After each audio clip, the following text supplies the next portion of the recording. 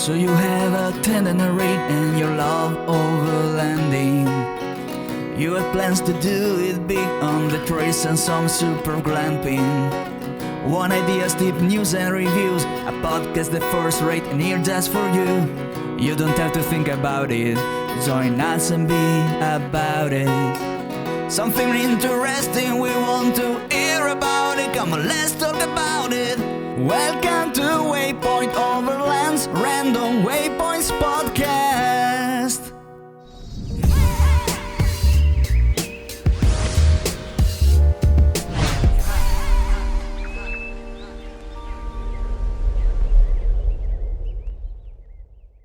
Sponsored by Midland.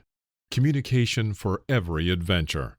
The industry leader in radio communication technology and innovation for over 50 years. Sponsored by MyMedic. Sponsored by Tembo Tusk. Sponsored by Trail Rated Coffee Company. Always remember, the opinion you follow should be your own.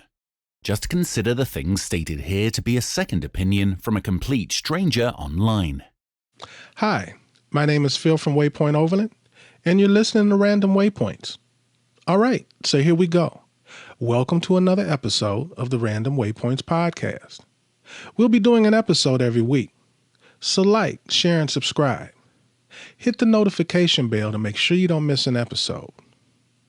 This week, we focus on the Pacific Northwest. On Waypoints, we talk about whale and storm watching along Oregon's coast and navigating the Oregon backcountry discovery routes. Also, on Random Lists, I give my favorite scenic overlooks and viewpoints in Washington State. Plus, we'll be doing an in-depth look at Cyberlandr and how it might change overlanding and make Tesla a viable option. So stay tuned for the whole show. But first, let's take a look at the news. During this segment, we'll cover various topics with a connection to overlanding in some way. It could be land use news regarding the national parks or the Bureau of Land Management. We'll keep you up to date on any auto industry news when it pertains to relevant and potential overlanding vehicles. There will be camping and outdoor industry news, as well as photography and video, fishing, hiking, and on and on. Now, here's the news.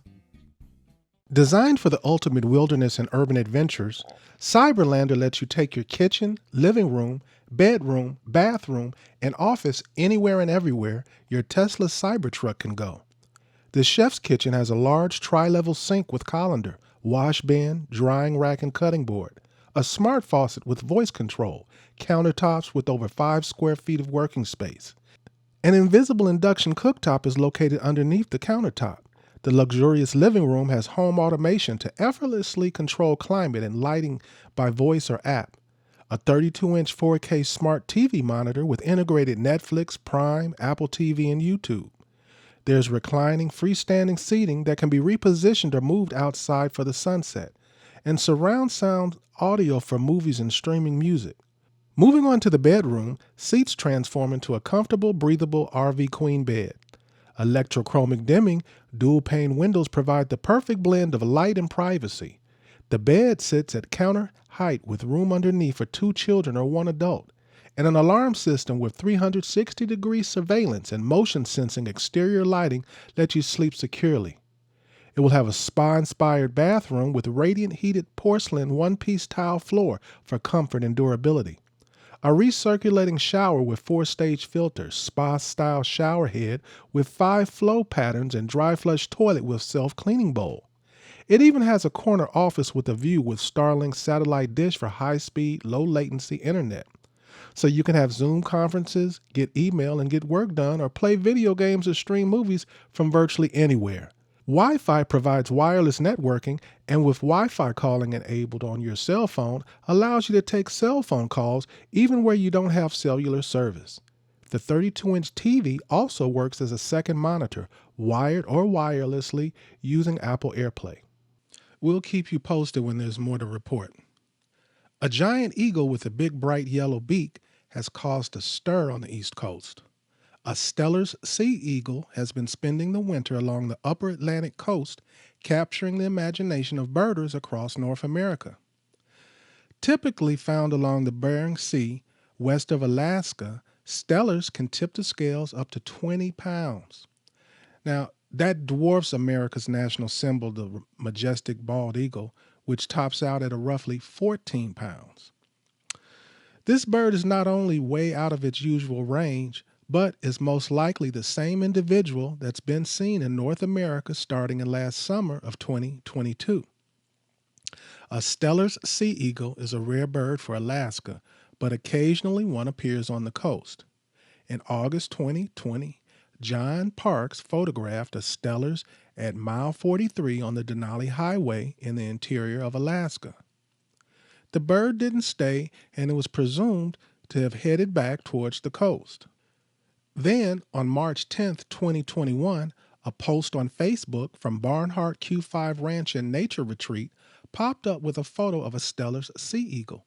Someone claimed to have snapped an image of it while boating Colito Creek Reservoir in Texas. Birders immediately lost their minds over the highly unusual sighting. How does a fish-eating bird from coastal Russia make it all the way to Texas without being seen by anyone else? Not to mention surviving on food available in the United States. There was speculation the photo was a hoax until some intrepid birders visited the reservoir the next day via boat. They didn't find the bird, but they did find the exact snag the eagle in the photo was perched on, and speculation even suggested that perhaps a south-of-the-border drug lord had an eagle as an illegal pet and it got loose. Much like the Denali Highway bird, the Texas bird was not seen again. Then, in late June 2021, a Steller's sea eagle appeared in eastern Canada. Birders converged on the bird, getting photos of it in flight, and compared it to photos of the bird taken on the Denali Highway. It had similar patterns of white, confirming it to be the same bird. We unfortunately do not have the flight feathers of the sea eagle in Texas, but it could be the same individual. Since then, the sea eagle has been working its way south. It's been reported in Nova Scotia, Massachusetts, and now Maine.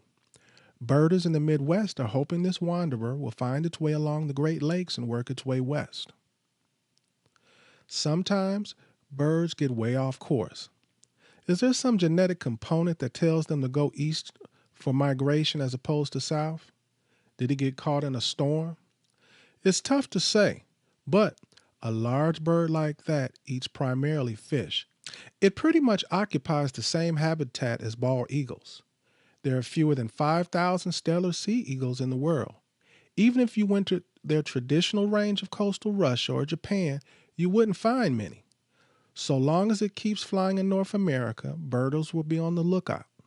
So if you hear of this spectacular bird working its way towards you, it's worth the road trip. A judge restored federal protections for gray wolves across much of the U.S. on Thursday.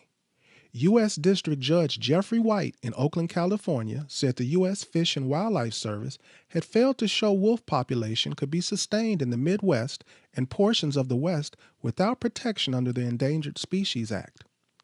Wildlife advocates had sued the agency last year, saying state-sponsored hunting threatened to reverse the gray wolf's recovery over the past several decades.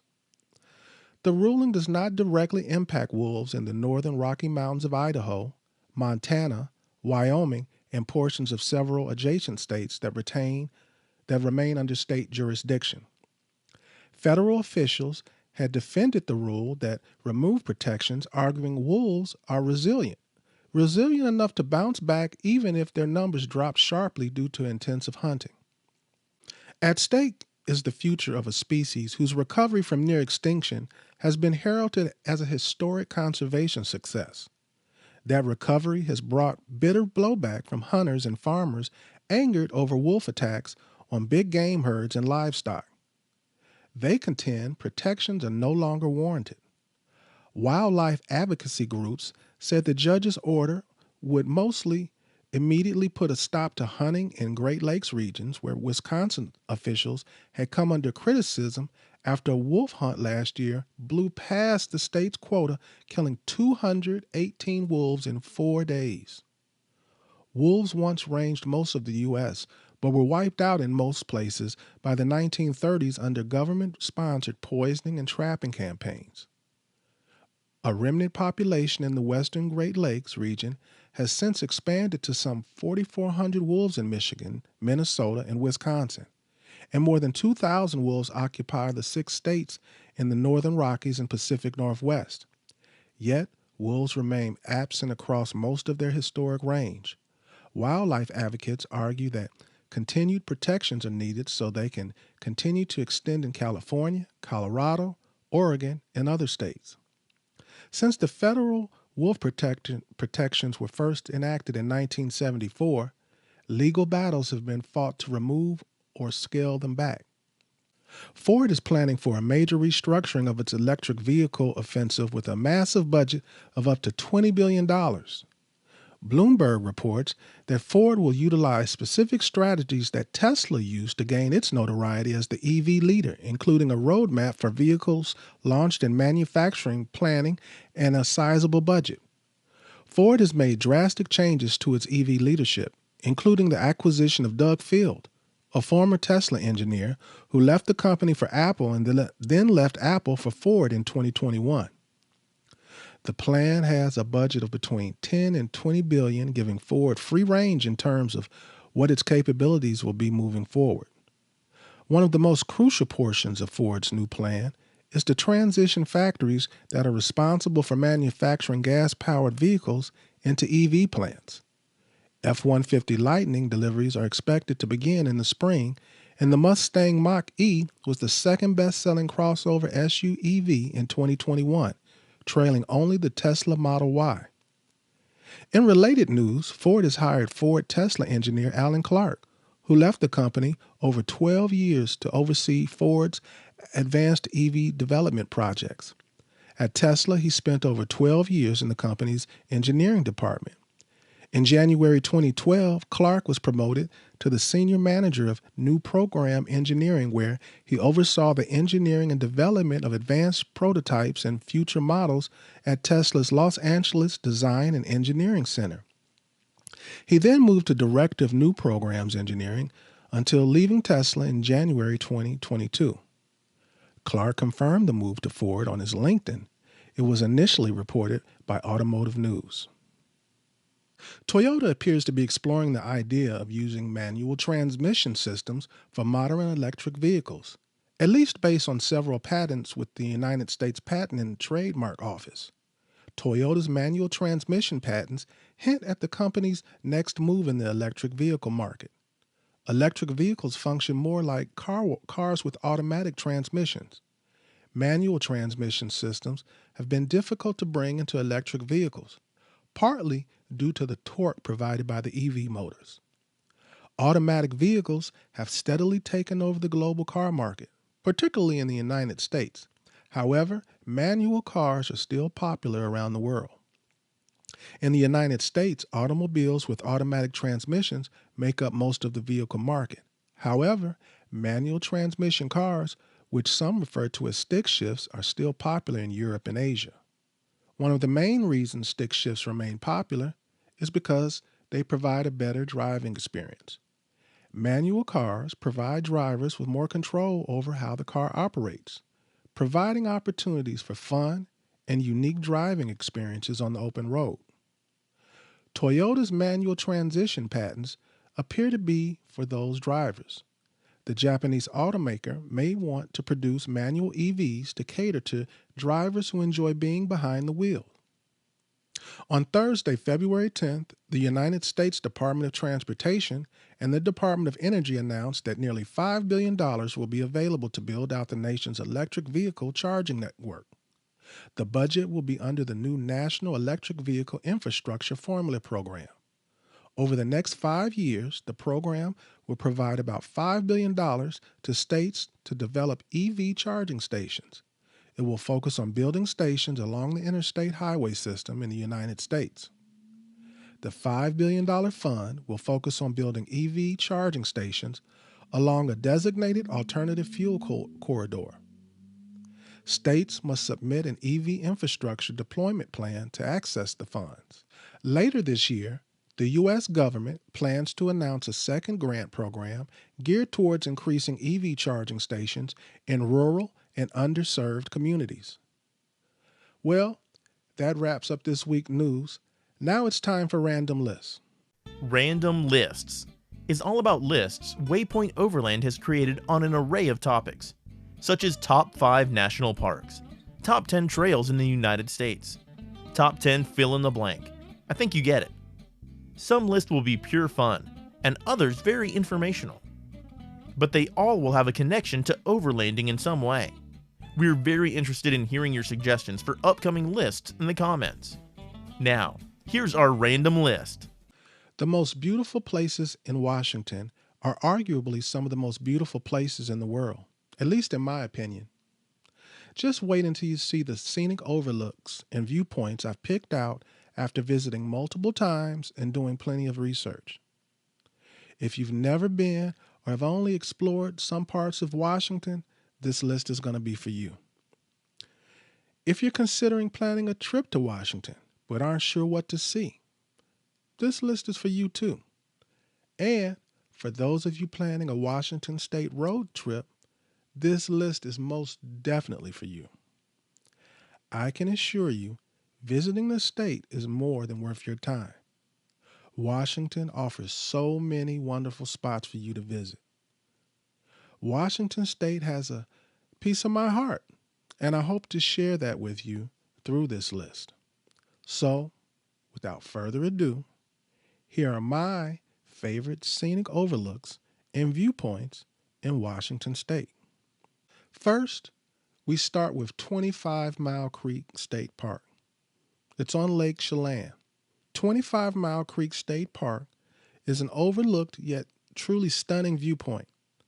A 30-minute drive from Chelan on South Lake Shore Road, the North Cascade Mountains rise above the gorgeous waters of the lake, showing off the first snows of the fall and the ruggedness of the mountains. Next, Mount Spokane. Best known for skiing and hiking, Mount Spokane makes for a glorious drive from mid-June through mid-October, offering panoramic views of wildflowers, meadows, and mountains in several spots along the nearly 13-mile route. After the scenic drive, take in the views from Vista House, a granite and timber structure originally built in 1933, perched atop the mountain. Next, I have Maryhill's Stonehenge Memorial. Now, when driving along the Columbia River across from Oregon, the sweeping scenes found at Maryhill's Stonehenge Memorial will leave you in awe. The Stonehenge replica, built as a memorial for lives lost in World War II on the cliff overlooking the Columbia River, perfectly frames the waterway, Mount Hood, and the surrounding landscape. Nearby, Maryhill State Park, an 89-acre camping park with 4,700 feet of waterfront, brings you to the riverfront where you can dip your toes in the cold water surrounding the Golden Hills. Next, I have Mount Walker Viewpoint. If you've driven up U.S. Highway 101 along Hood Canal to Sequim, you've probably noticed the signs for Mount Walker. The summit is reached by a seasonally opened, unpaved 4-mile road. 2 viewpoints offer sweeping vistas of the Puget Sound and Olympic Mountains. From the north viewpoint, you'll see Hood Canal Bridge, Mount Baker, and the Cascades. The south viewpoint looks toward Mount Rainier and Mount St. Helens. You can even spy Seattle and Tacoma skylines. At sunset, the view of Mount Rainier is incredible and memorable. Up next, I have Deer Park. Olympic National Park's Hurricane Ridge may get the most attention, but those seeking a wilder and more scenic route in the mountains need to head to Deer Park. This seasonally open road starts between Sequim and Port Angeles, winding upwards for 18 miles to a final elevation of more than a mile above sea level with incredible views of mountains and wildflowers. At night, this is a world-class spot for stargazing. Be aware that 9 miles are gravel and not suitable for RVs, trailers, or those wary of bouncy and narrow roads. Up next, I have North Head Lighthouse. Overlooking the mouth of the Columbia River in the Pacific Ocean, the historic North Head Lighthouse at Cape Disappointment State Park is one of the must-see spots in Washington. On stormy days, the boiling waves crash to the shore against the moody backdrop of black and gray clouds. On sunny days, the placid blue sea stretches for miles to the horizon and the entire sky glows orange at sunset. For a bonus, head down Jetty Road to Waikiki Beach to see sea waves crashing by the park's other lighthouse. Next, I have Point No Point Lighthouse. Point No Point Lighthouse stands tall over the Puget Sound at the northeasternmost tip of the Kitsap Peninsula. This scenic spot is known for immaculate sunrises and sunsets and views of the Cascades in the distance. You might spot a whale or seal splashing about in the water. At this remote outpost, the views are stunning from the car or on a walk along a mile-long beach trail. Birders should head to Point No Point Park for the numerous species of shorebirds. Next, I have North Cascades Highway's Washington Pass Overlook. Although Diablo Lake may get the most attention on the North Cascade highways, the Washington Pass Overlook is just as stunning. In the fall, before the road closes, golden larches stand out against the white backdrop of snow-capped peaks. If you're visiting in the late spring or summer, don't fret. The views are equally impressive throughout the year. Next, we want to go with Stevens Canyon Road. Running for 19 miles from Paradise to the southeast entrance of Mount Rainier National Park, Stevens Canyon Road is one of Washington's most scenic roads. Open during the snow-free months, the mountain views along Stevens Canyon are incredible. With wildflowers, wildlife, and water features, you can spend an entire day on the strength of this road, stepping at places like Reflection Lakes, Picture Frame Falls, and Box Canyon. Up next is Mount Rainier Viewpoint. South of Mount Rainier, 16 miles east of Packwood, along the White Pass Scenic Byway, is an overlook that many zoom right past. Known as Mount Rainier Goat Rock's observation site on U.S. Highway 12, this viewpoint may be widely ignored, but it offers a classic view of Mount Rainier. The roadside pullout usually has plenty of parking spots. Little Tahoma Peak juts out to the right of the glaciated summit. Happy travels on the road, and don't forget to pack your binoculars. But before you head off, remember to check the road status and whether you'll need a Discover Pass or permit to enter. Well, that's my list. Do you agree or disagree? Do you have your own list? Well, share in the comments. Now it's time for Waypoints. Waypoints. Waypoints will cover all aspects of navigation for the overland traveler.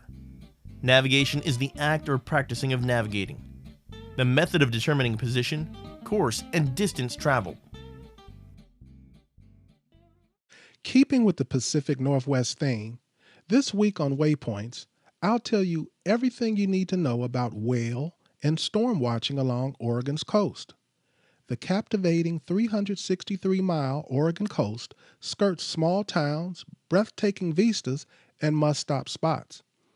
Although our favorite rocky outcropping and sandy shores of this mighty Pacific coastline are typically visited in the warmer months, the western edge of the Beaver State offers two unique experiences that make this destination a good year-round trip: amazing storm watching and world-class whale watching. Roaring winds and large sea swells smash against Oregon's rocky bluffs, spraying salt water high into the air. These monstrous waves, viewed safely from an overlook, are proof that a drive out to the coast is worth the trip in the winter. The best viewing comes when inclement weather is matched with high tides. The highest tides of the year, known as king tides, arrive in November, December, and January. Most storms hit the coast from November through March, presenting the perfect opportunity to view crashing waves on an otherwise dreary day. One of the most accessible spots to see massive waves is Shore Acres State Park near Coos Bay. At the park, you'll find a covered, windowed hut with an unrestricted view of huge waves exploding against rugged rocks. 2 miles south of Shore Acres is Cape Arago State Park. That also is a fantastic spot to see waves pound relentlessly against sea stacks. Along the Central Oregon coast, 3 spots are scenic destinations for stormy and sunny days. Tillamook County is notable for its pounding surf during windy, wild weather. Waves slam the rocks to the north of Cape Kiwanda, while the action can be quite intense from the trails atop Cape Lookout State Park. Farther south, Depot Bay and Boiler Bay are great spots to watch a storm. In Depot Bay, be sure to check out the Spouting Horn, where waves funnel into ever smaller spaces in the rock ledges below the town's seawall until the energy releases into a towering spout. Above the turbulent waters, the Cape Perpetua Overlook offers a breathtaking view of the ocean. Farther down at Devil's Churn, waves boil within a massive rock chasm, while at Thor's Well, the water thrashes about in a collapsed sea cave. Located on the mouth of Columbia River, Fort Stevens State Park is a good option for those who don't want to dip too far down the Oregon coast. A platform overlooking the South Jetty at Fort Stevens commands an impressive view. A roughly 30-minute drive from Fort Stevens down the coast brings you to Cannon Beach, which is known for its view of Haystack Rock featured in the 1985 film The Goonies. North of Cannon Beach, stop at Ecola State Park in Indian Beach, a secluded sandy beach popular with surfers. South of Cannon Beach, Oswald West State Park is also a good place for storm watching. If you don't mind hiking in bad weather to get to coastal views, that is. All these locations make for incredible stops all year long. But remember that safety is paramount while storm watching. Don't play around. This is serious business. Do not enter the water and stay at least 100 feet away from the shoreline. Exposed rocks, jetties, and driftwood logs are incredibly dangerous in storm surges.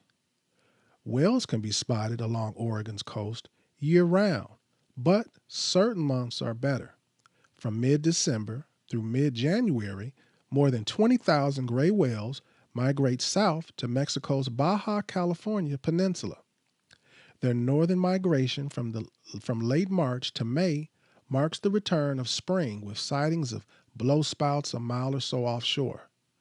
During their spring return to Alaska, the whales pass closer to the coast. While most of the whales migrate farther north, a few hundred gray whales stick around the Oregon coast for the summer and fall, with many lingering near Depot Bay.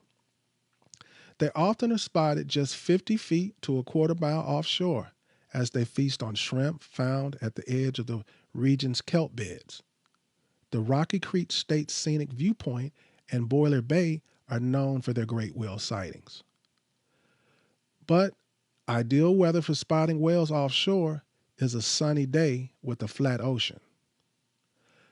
Bring your binoculars and look for the telltale signs of a whale spout.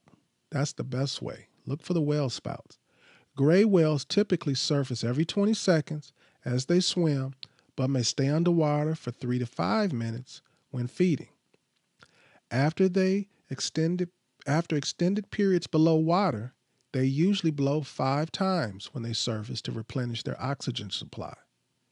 Gray whales aren't the only creatures in the water.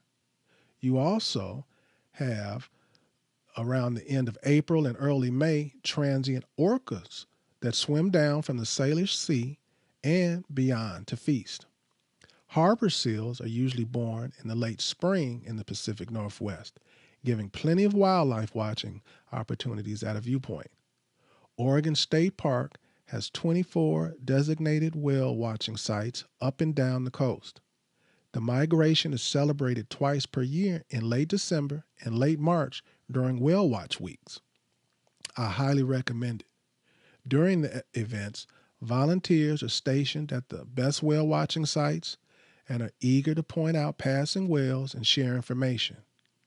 Head over to Spokane, that's WHALE, whalespokane.org for dates, exact locations, and more information on this incredible event. If you're more inclined to hit some trails in Oregon, Oregon Backcountry Discovery Route is a 750-mile route through Oregon from the border of California to Walla Walla, and it's about 95% off-road.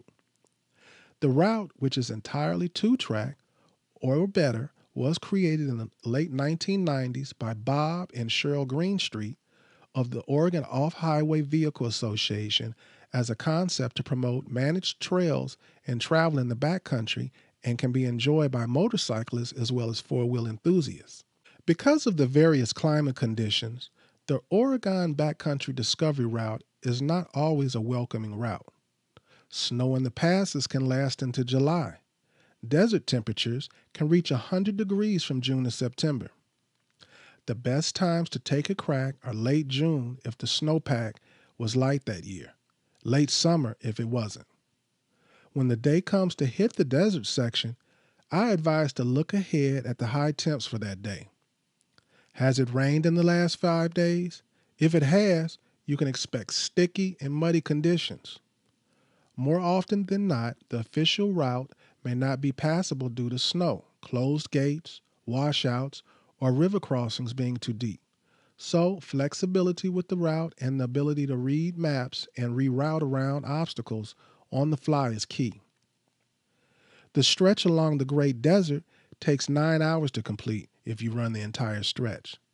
This would include the infamous Rock Garden, which is a 2 to 3 hour stretch of riding across the rocks of all shapes and sizes.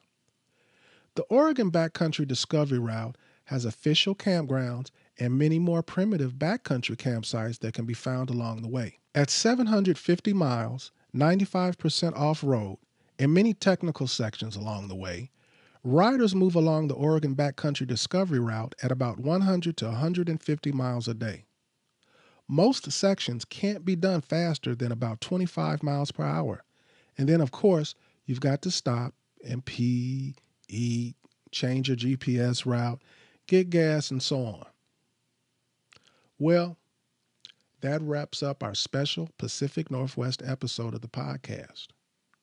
Make sure to like, share, and subscribe. And with that, I want everybody to stay safe, tread lightly, and hopefully I'll see you here or on a trail soon. You have been listening to Waypoint Overland's Random Waypoints. Like, subscribe, and stay tuned for more.